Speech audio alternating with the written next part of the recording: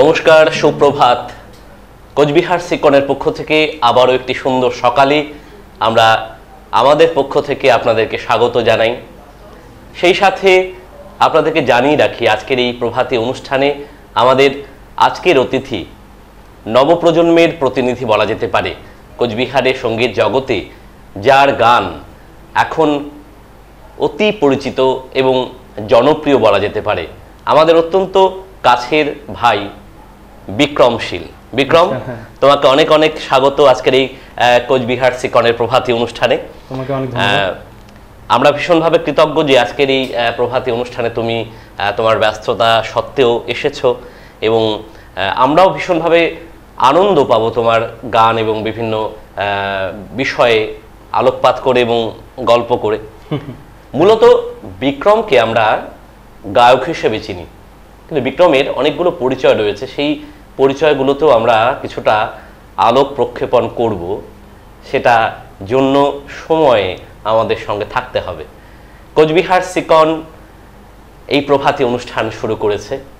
কোচবিহার শুধু নয়, শহরতলি এবং আশেপাশের জেলার বহু প্রতিভা তারা এই সিকনের পর্দায় এসে তারা তাদের প্রতিভাকে আমাদের সঙ্গে পরিচিতি ঘটাচ্ছে, এবং এই প্ল্যাটফর্ম দেওয়ার জন্য অবশ্যই সিকন কর্তৃপক্ষকে আমাদের অনেক অনেক কৃতজ্ঞতা, ধন্যবাদ থাকবে। আজকে গায়ক বিক্রমের কথায় আসি। বিভিন্ন অনুষ্ঠানে তো ওর গান আমরা শুনতেই পাই। বিক্রমের কাছে সরাসরি যাব। এই গান বাজানোর ক্ষেত্রে তোমার একটা বিষয় রয়েছে, একটু ভিন্নধর্মী গান। হ্যাঁ হ্যাঁ, একদম। তাহলে প্রথমেই একটা সেই গান দিয়ে শুরু হোক, তারপর আমরা গল্পে এবং আড্ডায় থাকবো। হ্যাঁ হ্যাঁ হ্যাঁ, আমারই লেখা একটা গান দিয়ে শুরু করছি। একদম। আজও বসন্ত, একটা কথা আছে যে ভালোবাসার মানুষ বা প্রিয় মানুষ যদি আমাদের জীবনে থাকে, তো আমাদের জীবনের জন্য প্রতিটি সময় বসন্তকাল। একদম। এবং সেই বার্তাটা নিয়েই এই গানটা আমি লিখেছিলাম। বেশ, তো গানটা করার চেষ্টা করছি, আশা করি ভালো লাগবে। খুব সুন্দর।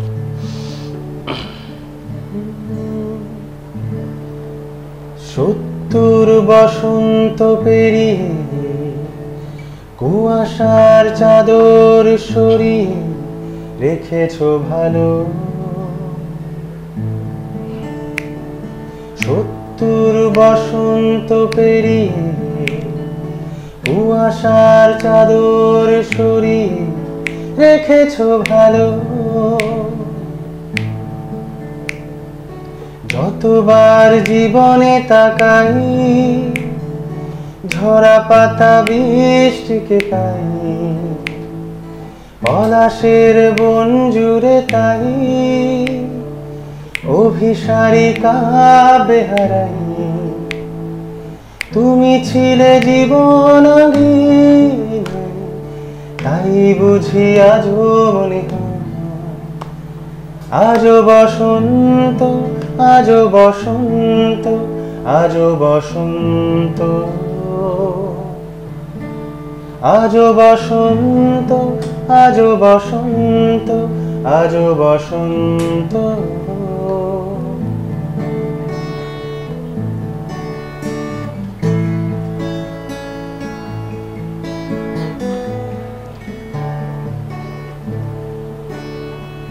ছায়াপথ ঘেরায় জীবনে অজস্র জুঁই ফুল সাজিয়ে সেজেছো ভালো।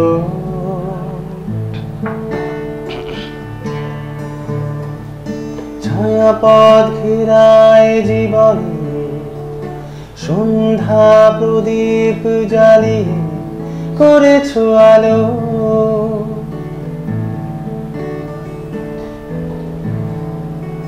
কাল বৈশাখী ঝরে তাই ভালোবেসে পাপড়ি ছড়াই, জীবনের স্বরলিপিতে অভিমানী মনকে বোঝাই। তুমি ছিলে হৃদয় আগে,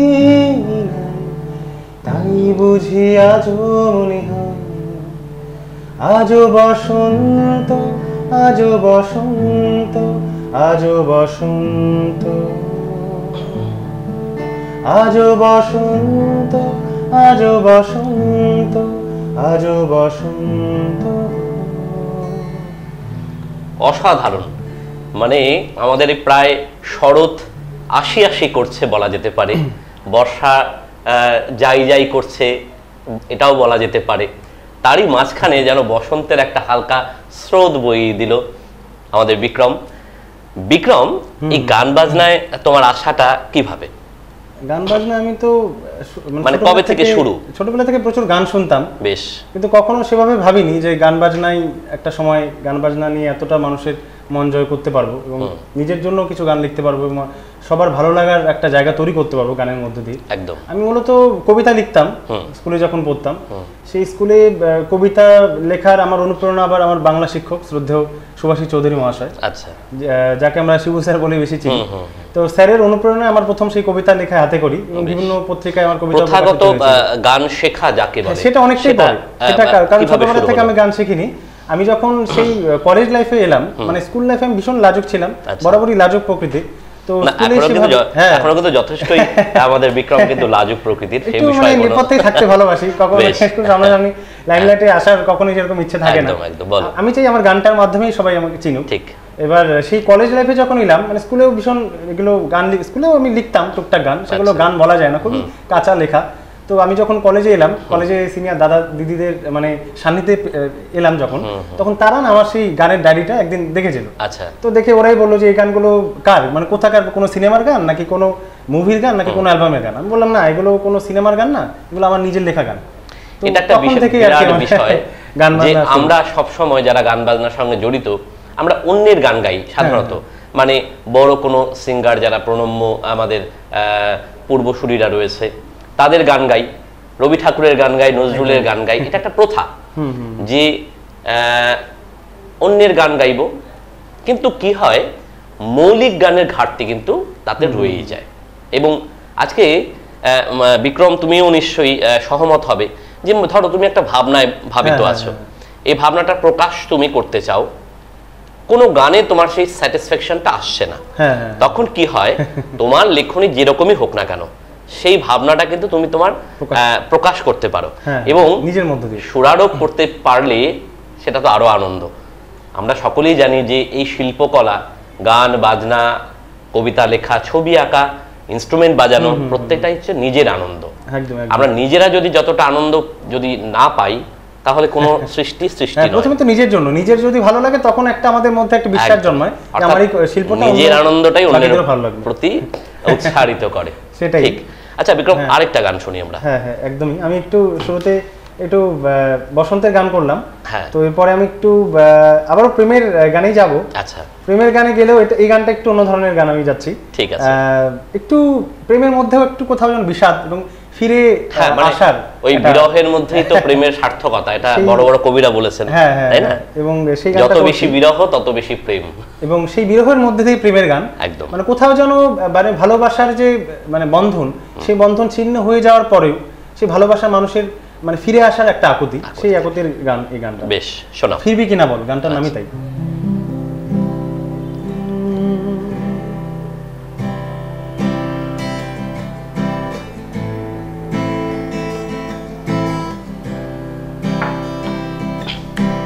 তো দেহা ডাকলাম ধরে, দাবি তুই নতুন করে, আমার হাতে হাতে না রেখে পারবি না দূরে যেতে। তোর দেহা ডাকলাম ধরে, ডাকবি তুই নতুন করে, আমার হাতে হাতে না রেখে পারবি না দূরে যেতে।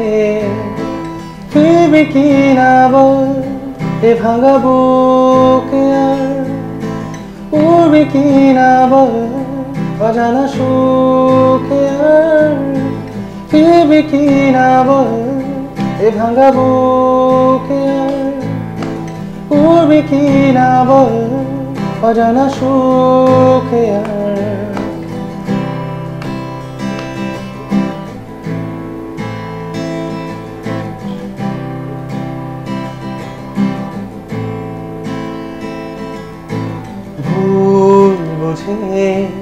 দূরে যাস না তুই আমার কাছে, তোর মলার অঙ্ক বই হ্যাশট্যাগ মিমে তোকে আবার ট্যাগাতে চাই, তোর সাথে আমি আবার হাসতে চাই। ভুল বুঝে দূরে যাস না তুই আমার কাছে, তোর মলাট অঙ্ক বই হ্যাশট্যাগ মিমে তোকে আবার ট্যাগাতে চাই, তোর সাথে আমি আবার হাসতে চাই। ফিরবে কি না বল এ ভাঙা বুকে আর, উড়বে কি না বল অজানা সুখে আর, ফিরবে কি না বল এ ভাঙা বুকে আর, উড়বে কি না বল অজানা সুখে আর। বাহ, ভীষণ।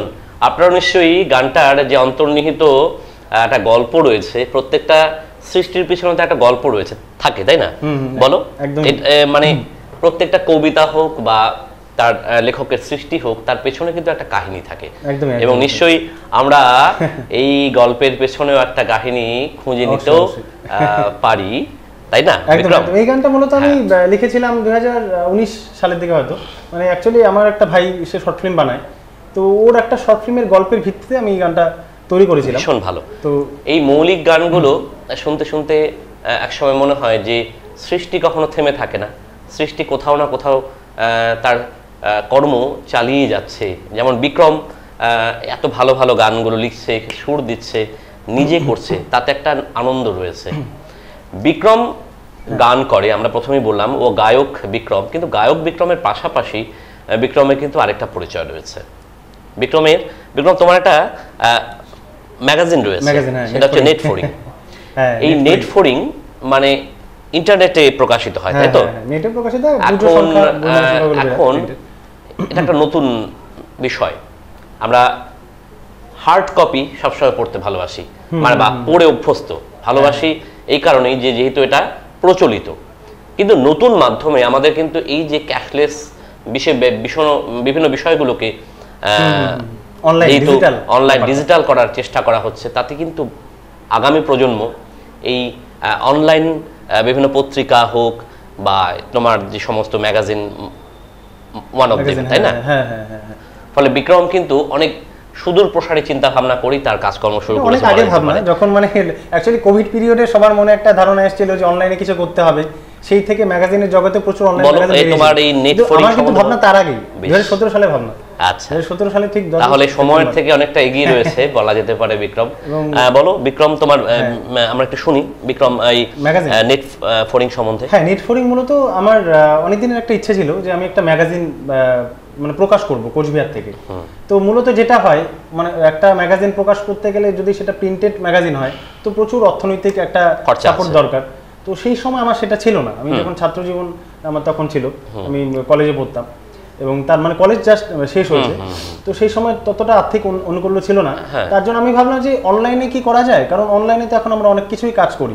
তো সেই ভাবনার থেকে কিন্তু আমার প্রথম এই অনলাইন ম্যাগাজিনের ভাবনাটা এসেছে। এখানে লেখালেখি কারা করেন? এবং লেখালেখি শুরুতে করেছি আমাদের নতুন প্রজন্মের যারা নতুন মুখ যারা লিখছিল তাদের দিয়ে আমরা শুরুটা করেছিলাম, কিন্তু এখন কিন্তু পশ্চিমবঙ্গ মানে উত্তরবঙ্গ, দক্ষিণবঙ্গ, ইভেন আমাদের কোচবিহারের বাইরে মানে পশ্চিমবঙ্গের বাইরের থেকেও অনেকে লেখা পাঠায় আমাদের বিভিন্ন দিল্লি, চেন্নাই, যেখানে বাংলা ভাষাভাষী মানুষ আছে, বাংলাদেশ থেকেও বিভিন্ন সময় লেখায় আসতো আমাদের পত্রপত্রিকা মানে ম্যাগাজিনের জন্য। এবং আমাদের বিদেশ থেকেও যেখানে বাংলা ভাষাভাষী মানুষ আছে, সৌদি আরব বা বিভিন্ন জায়গায়, অস্ট্রেলিয়া, সেখান থেকেও কিন্তু আমাদের পাঠক পাঠিকা আছে, তারা কিন্তু অনলাইনে মানে পড়ে নিতে পারে। এটার মজাটা হচ্ছে পৃথিবীর যে কোনো জায়গা থেকে পড়তে পারে। একদম এই বিষয়টাতে আমি আসতাম, বিক্রম শুরু করে দিল। একটা হার্ড কপি অর্থাৎ যে কোনো বহুল প্রচলিত যে পত্রিকাগুলো রয়েছে তার একটা লিমিটেশন রয়েছে, অর্থাৎ একটা নির্দিষ্ট সংখ্যক, সেটা কোটি হতে পারে, লক্ষ হতে পারে, হাজার হতে পারে, আমি সংখ্যায় যাচ্ছি না, কিন্তু এর কোনো বাউন্ডলেস সারা পৃথিবীব্যাপী যে কোনো প্রান্ত থেকে মানুষ নেট অন করেই লিংক থেকে পড়তে পারে। লিংকে ক্লিক করে অর্থাৎ ডাউনলোড করতে পারে। সাহিত্যের এই যে একটা সুদূর প্রসারী, টোটালি ফ্রি অফ কস্ট, মানে এখানে কোনো টাকা পয়সার কোনো ব্যাপার নেই। আমাদের ওয়েবসাইটে যাচ্ছে, ওয়েবসাইটে গিয়ে আমাদের যে কোনো সংখ্যা, যে সংখ্যাই হোক, এখন অবধি আমাদের 300-র কাছাকাছি সংখ্যা বেরিয়ে গেছে অনলাইন, যে কোনো সংখ্যা যে কোনো সময় ডাউনলোড করে পড়তে পারবে। এটা একটা বিরাট ব্যাপার। সারা পৃথিবীব্যাপী বাংলা সাহিত্য নিয়ে বর্তমানে আমরা অনেক বেশি সচেতন, এবং বাঙালি হিসেবে বাংলা ভাষার, বাংলা সাহিত্যের, বাংলা সংস্কৃতির প্রসার ঘটুক, আমাদের চর্চা ছড়িয়ে যাক পৃথিবীময়। আরেকটা গুরুত্বপূর্ণ বিষয় হচ্ছে নেটফ্লিক্স ম্যাগাজিন কিন্তু এখন প্রকাশনী, মানে 2017 সাল থেকে ম্যাগাজিন হিসেবে আমাদের পথ চলা শুরু হয়েছিল। 2022 সালে কিন্তু আমরা প্রকাশনী হিসেবেও পথ চলা শুরু করি, মানে বই প্রকাশনী। সেই ক্ষেত্রে কেউ যদি পত্রিকা বা পুস্তক প্রকাশ করতে চান, অবশ্যই বিক্রম রয়েছে, নেটফোরিং রয়েছে, টিম রয়েছে, নেটফোরিং রয়েছে, মানে ম্যাগাজিনের জন্য আলাদা টিম রয়েছে, প্রকাশনীর জন্য আমার আলাদা টিম রয়েছে। আমরা গায়ক বিক্রমের কাছে আবার চলে আসছি। আচ্ছা বিক্রম, তুমি তোমার নিজের লেখা তো খুব সুন্দর, আমরা শোনালাম, দুটো গান শুনলাম। আর যেটা আমরা ওই ট্র্যাডিশনাল, যে আমরা অন্যের গান গাই সাধারণত, এরকম কিছু গান গাও না নাকি? কিছু গান গাই, মানে তোমার সাধারণত ভালো লাগে নিজের গান গাইতে, তাই তো? আমি নিজের লেখা গানটাই বেশি মানে করি যে কোনো অনুষ্ঠানে। আচ্ছা। এবং প্রচলিত গান করি না সেটা নয়, প্রচলিত গানে করি। মানে কোন ধরনের গান বেশি টানে? আমি অ্যাকচুয়ালি শুনি প্রচুর গান, মানে শুনি সব ধরনের গান আমি শুনি। এবং আমি মূলত মানে বেশি শুনি যদি সেটা হচ্ছে পুরোনো গান, পুরোনো হিন্দি গান গুলো আমি বেশি শুনি। বেশ। এবং সেই বলতে পারা যায় পুরোনো হিন্দি গানই আমার এক ধরনের শিক্ষক, মানে গান শেখার ক্ষেত্রে এবং গান লেখার ক্ষেত্রেও প্রচুর আমি ইন্সপিরেশন পেয়েছি। কারণ আমি আগের থেকে প্রচুর এফএম শুনতাম, যখন মানে আমরা এরকম একটা জেনারেশন যে আমরা সবকিছুই পেয়েছি, মোবাইল থেকে শুরু করে, রেডিও থেকে শুরু করে আজকে ডিজিটাল ফোন, টাচ ফোন, সবকিছু। অবশ্যই। তো আমি একসময় প্রচুর এফএম শুনতাম, বিবিধ ভারতী চ্যানেলটা আমি খুব শুনতাম, তো সেখানে আমি প্রচুর পুরোনো গান শুনতাম। এখন আমি যখন সুযোগ পাই গান শোনা, তো বেসিক্যালি আমি জগজিৎ সিং এবং রবীন্দ্রনাথ ঠাকুরের গানের পাশাপাশি পুরোনো গানটাই বেশি শুনি। আমি নতুন গানও শুনি না, তা নয়, নতুন গানও শুনি, মানে আমি সব রকমের গানই শুনি। আচ্ছা, প্রথাগত সঙ্গীত শিক্ষা এটা একটা বিষয়, সেটা বলতে আমি মানে ছোটবেলার থেকে আমি মূলত ড্রয়িং শিখতাম। আচ্ছা। মানে একদম আমি যখন ক্লাস 4-5-এ পড়ি তখন থেকে আমি ড্রয়িং শিখতাম, কিন্তু কখনো কিন্তু গান বা এই সমস্ত কিছু শিখিনি আমি। এবং তা আমি ছোটবেলা থেকে নাটকও করতাম। আচ্ছা।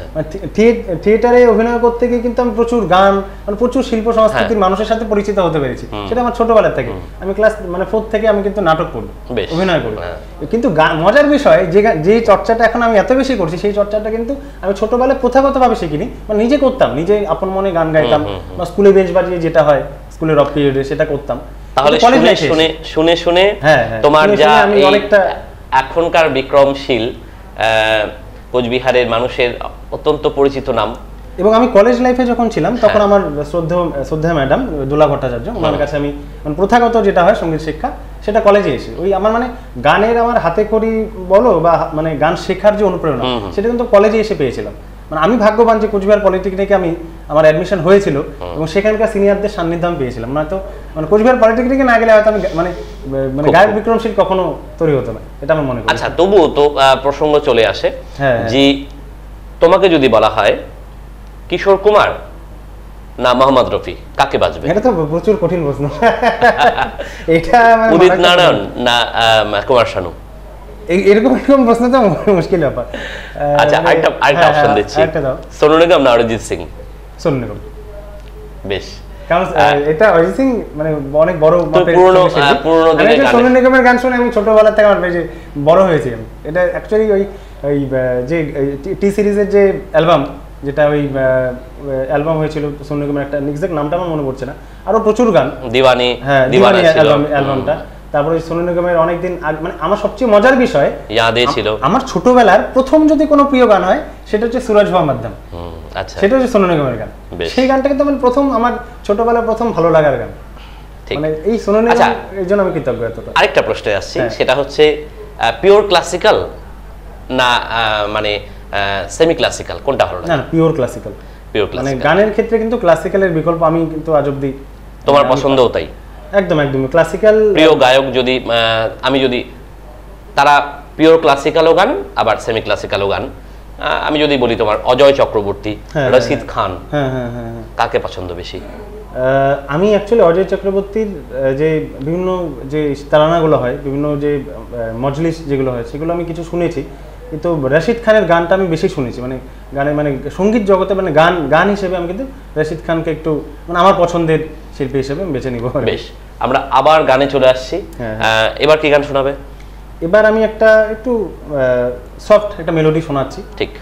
এই গানটা অ্যাকচুয়ালি লেখাটা হচ্ছে কিশোর মজুমদার দাদার। আচ্ছা, কিশোরদা, কবি কিশোর মজুমদার। হ্যাঁ, কবি কিশোর মজুমদার। এবং এই গানটা একটা অদ্ভুত একটা গান। এই গানটা যখন আমি মানে আমার গানের সাথে বলেছিলাম, মানে বারবারই বলে থাকি, বৃষ্টির একটা মারাত্মক সম্পর্ক। আচ্ছা, মানে কিছু কিছু গান আছে, জানি না কেন সেই গানটা রেকর্ডিং এ নয় বৃষ্টি থাকে, নয় রেকর্ডিং যেতে বৃষ্টির মুখোমুখি হই, এটা সেরকমই একটা গান। হয় তোমার বৃষ্টির সাপোর্টিভ, বা তোমার প্রিয় লাকি বলা যেতে পারে। হ্যাঁ, এটা বলা যেতে পারে। আমার বেশিরভাগ গান যেগুলো প্রচুর জনপ্রিয়তা পেয়েছে, সেগুলো কাকতালীয় ভাবে কিন্তু বৃষ্টির দিনে রেকর্ডিং হয়েছিল। এটা মানে one kind of that song. মানে এই গানটা আমাকে ফোন করলে এই গানটা বাজে। আচ্ছা, তাদের জন্য, সবার জন্য এই গানটা করছি, অনেকেই শুনতে পান। ঠিক আছে। তো অনেকেই না বিভিন্ন সময় বলে, বিক্রম এই গানটা তুমি কেন করো না? এই গানটা অ্যাকচুয়ালি কমই করি, তো আজকে তাদের জন্য এই গানটা করছি। চলো।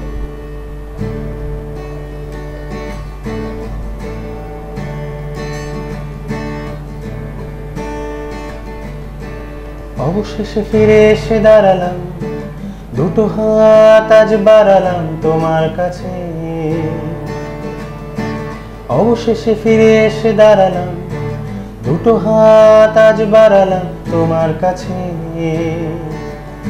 তুমি কি চোখ বুজে সব ভুলে আমাকে নেবে নাকি অবহেলে? সরে সরে সরে বলো থাকবে দূরে। এ বুকে কত ব্যথা দিশে হারা, বোঝাবো কি করে বলো তুমি ছাড়া? কিভাবে দেখো যাচ্ছে পুরে। অবশেষে ফিরে এসে দাঁড়ালাম, তোমাকে যেন ডাকলাম ডাক নামে।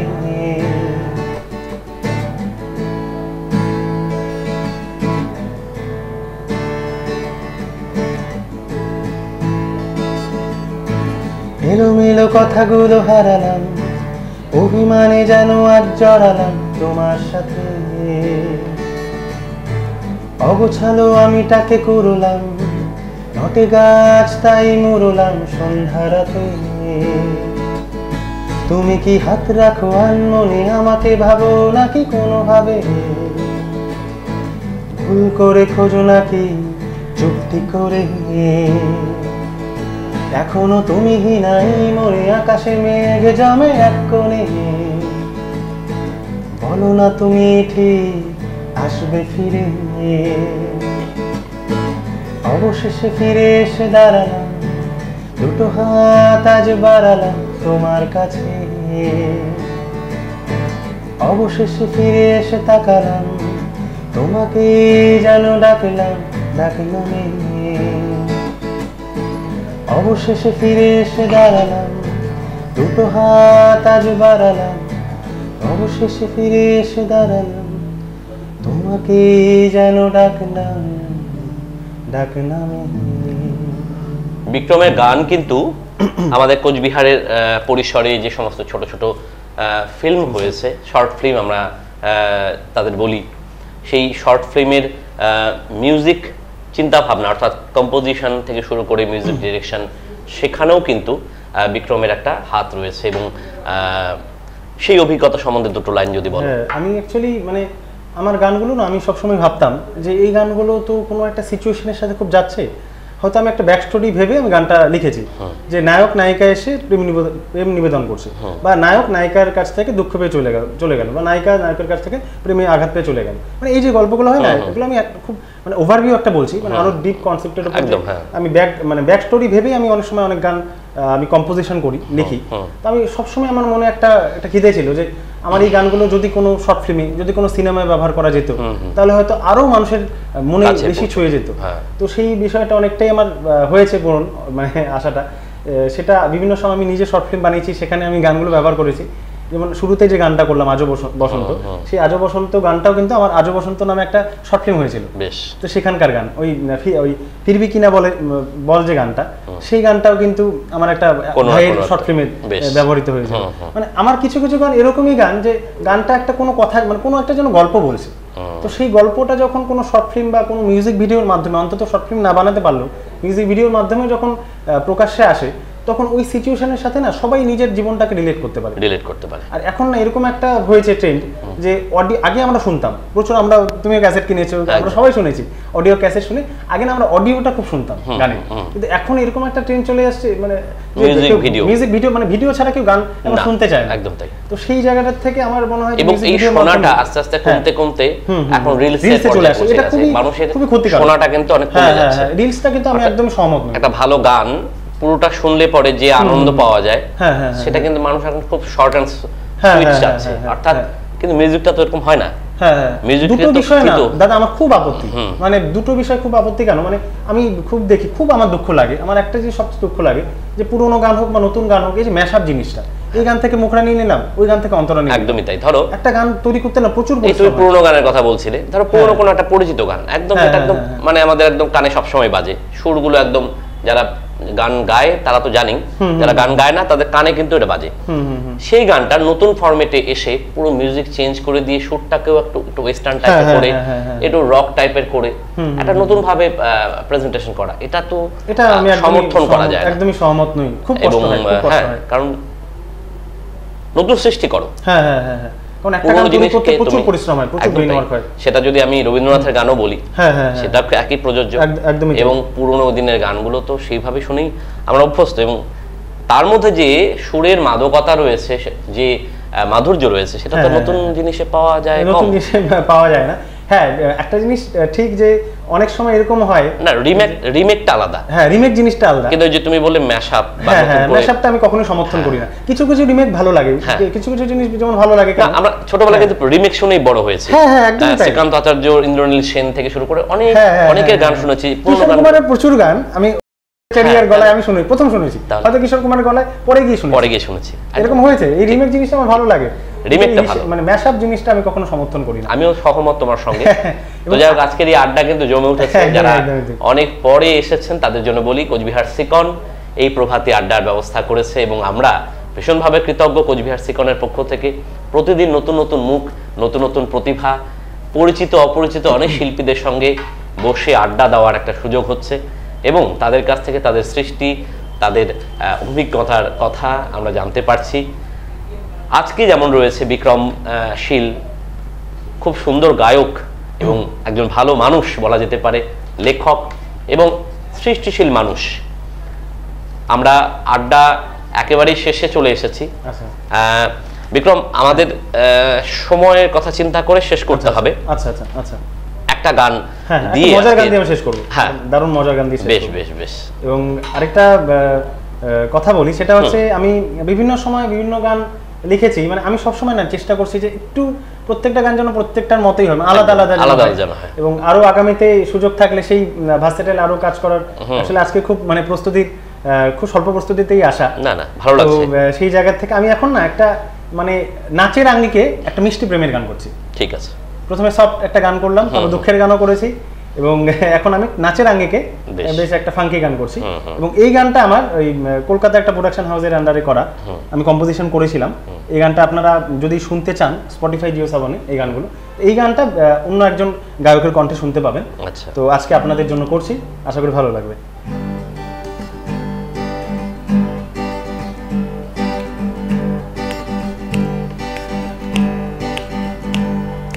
টুকুস করে যেই প্রেম হয়ে গেল, টুকুস করে সব সিনফিন হয়ে গেল, টুকুস করে যেই প্রেম হয়ে গেল, টুকুস করে সব সিনফিন হয়ে গেল। আমার মনের প্রজাপতি উড়ছে উড়ছে উড়তে দাও, আর বেঁধো না থাক। টুকুস করে যেই প্রেম হয়ে গেল, টুকুস করে সব সিনফিন হয়ে গেল।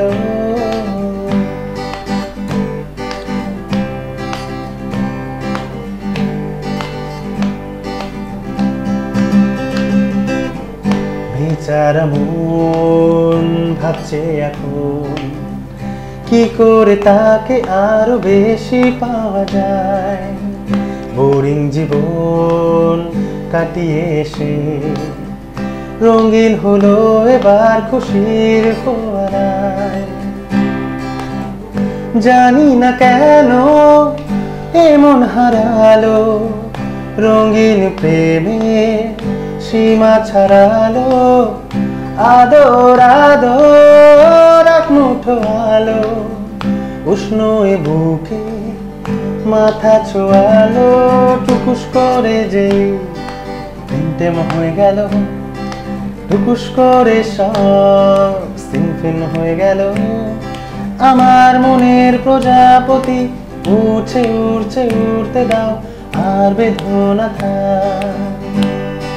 টুকুস করে যেই তিনটে হয়ে গেল, টুকুস করে সেই সিনফিন হয়ে গেল।